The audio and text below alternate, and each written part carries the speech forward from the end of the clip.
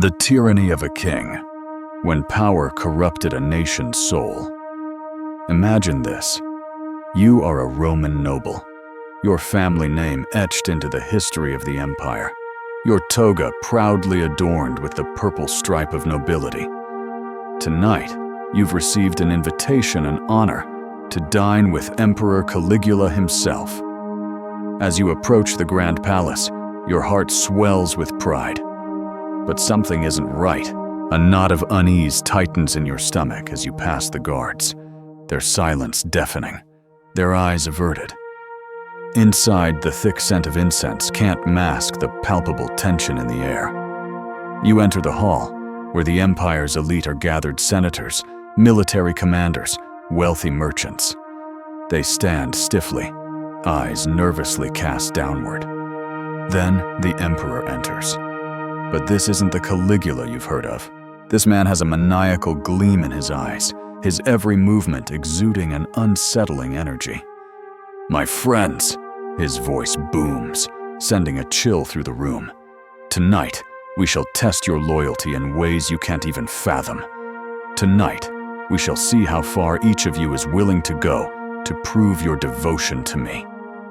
The atmosphere shifts, thick with fear and uncertainty. What follows is not a dinner, but a grotesque display that will strip away every boundary of morality you thought you understood. It is a nightmare unfolding within the very heart of an empire that once stood for honor, power, and tradition.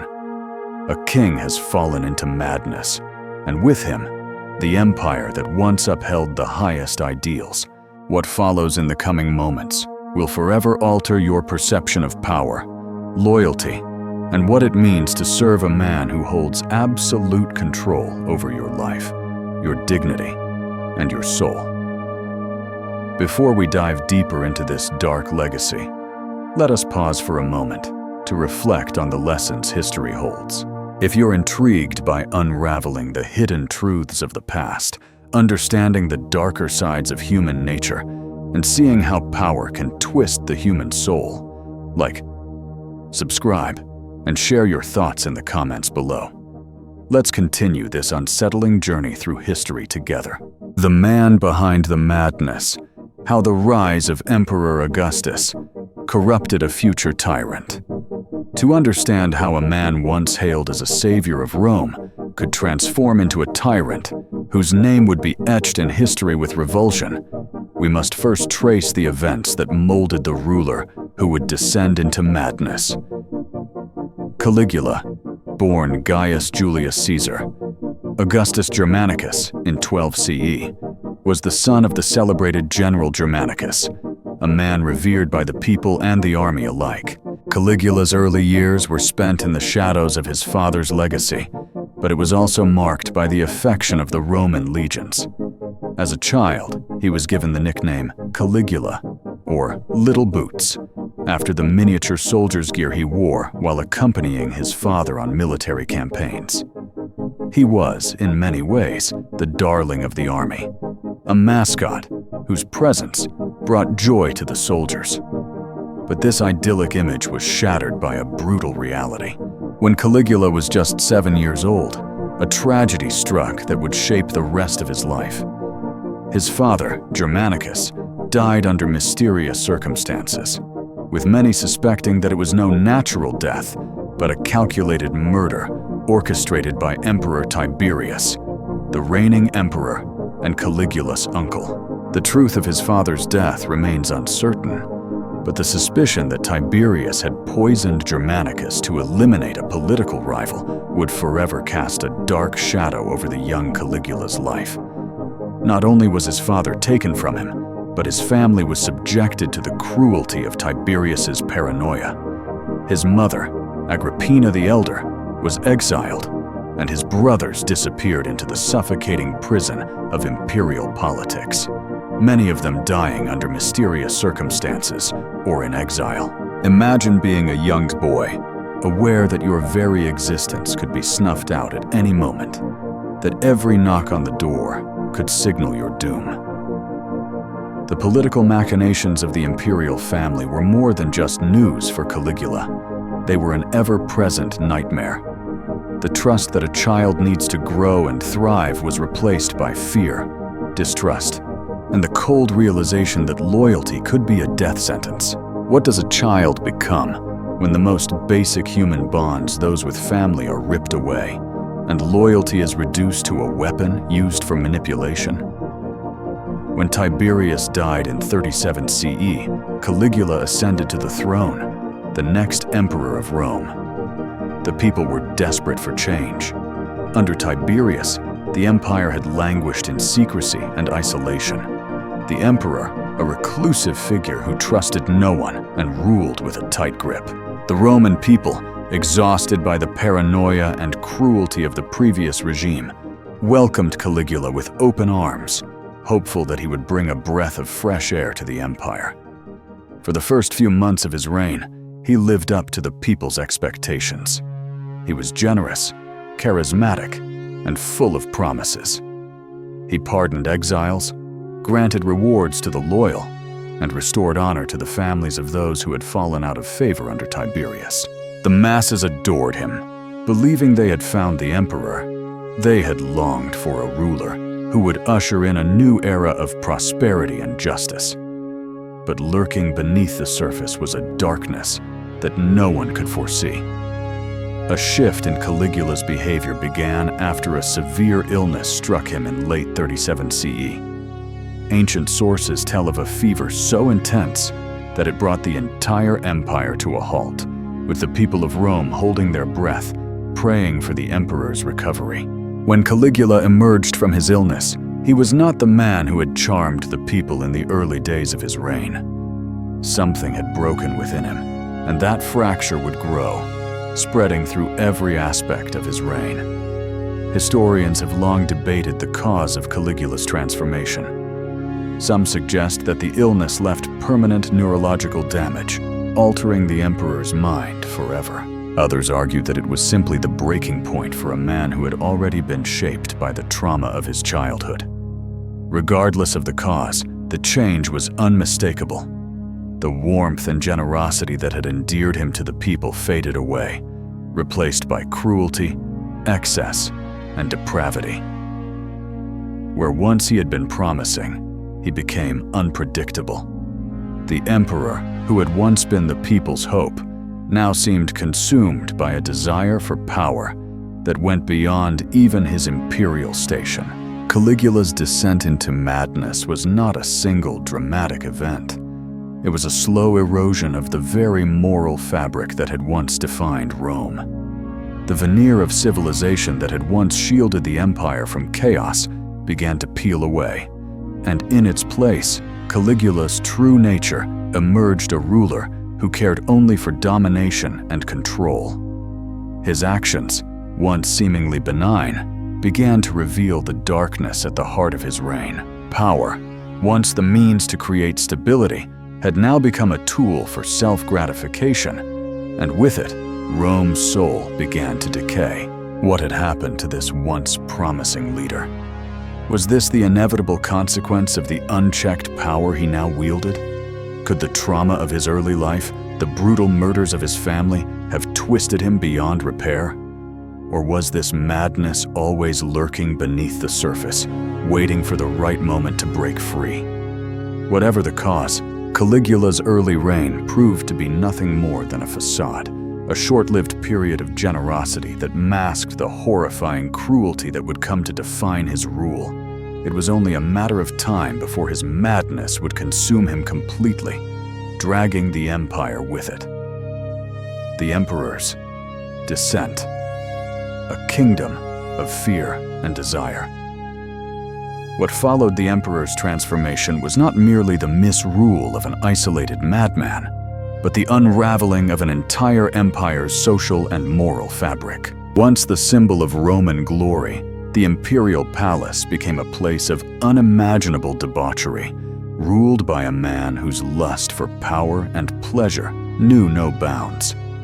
Caligula understood the might of his position. He wielded absolute control, not only over the empire's policies, but over the lives, bodies, and dignity of those who served him. He had the power to bend anyone to his will, to make anyone suffer at his whim, And, most terrifying of all, no one dared challenge him. To oppose him was not only to defy an emperor, it was to invite death itself.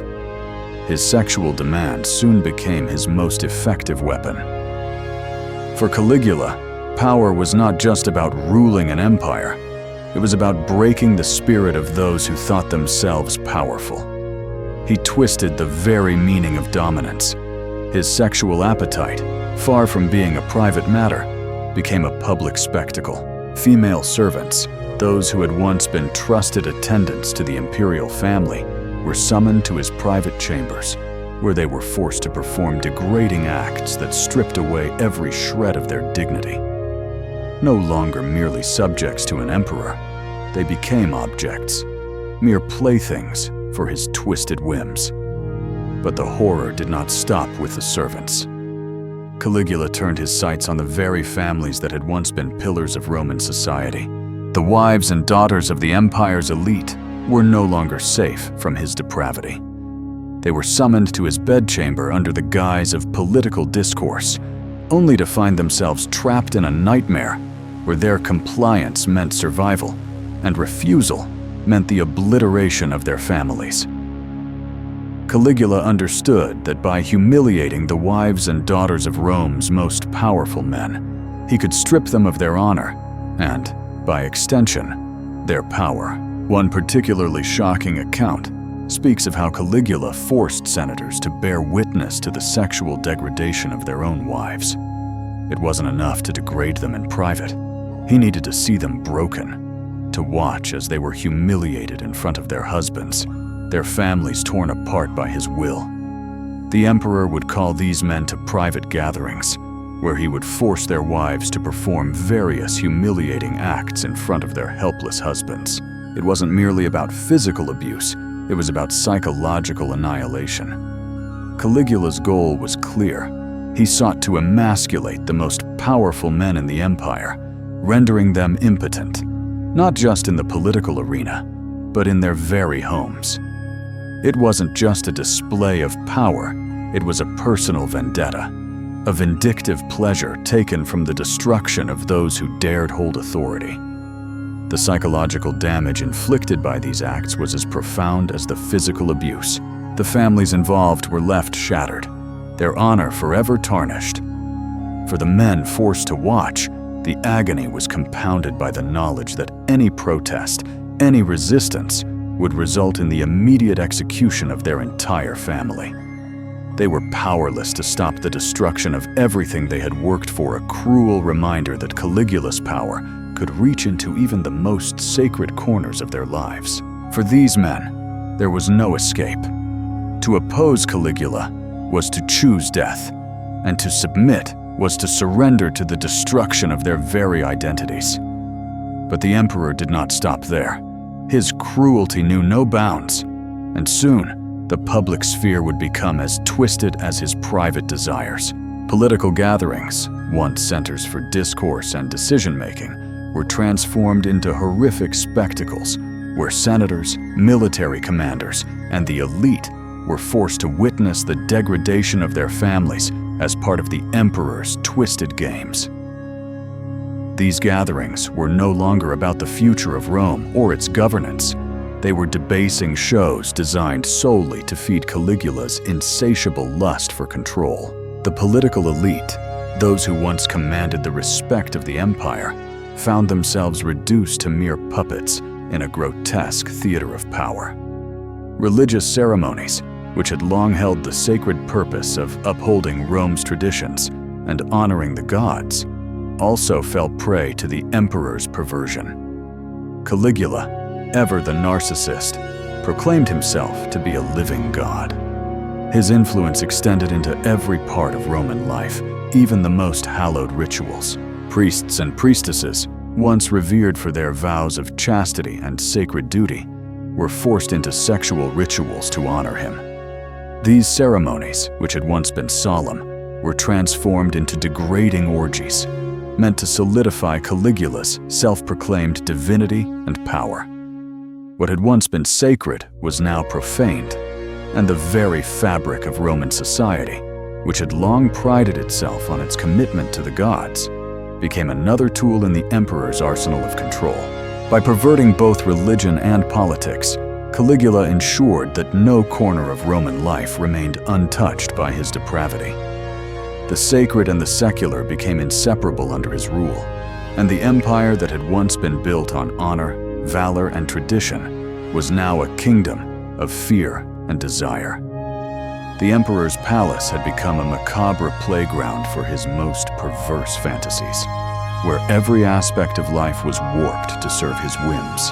The message was clear. Caligula was no longer a ruler, he was a tyrant, and the empire, once the epitome of civilization, had become a mere reflection of his madness. Every aspect of Roman life was twisted to reinforce his absolute power, creating a culture of fear and submission. To be in the emperor's favor meant enduring endless humiliation, and to be out of favor meant certain destruction.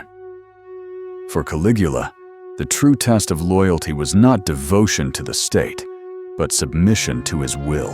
In the end, Caligula's reign was not just about cruelty, it was about control. He sought to destroy the very essence of Rome, turning its people into mere extensions of his power.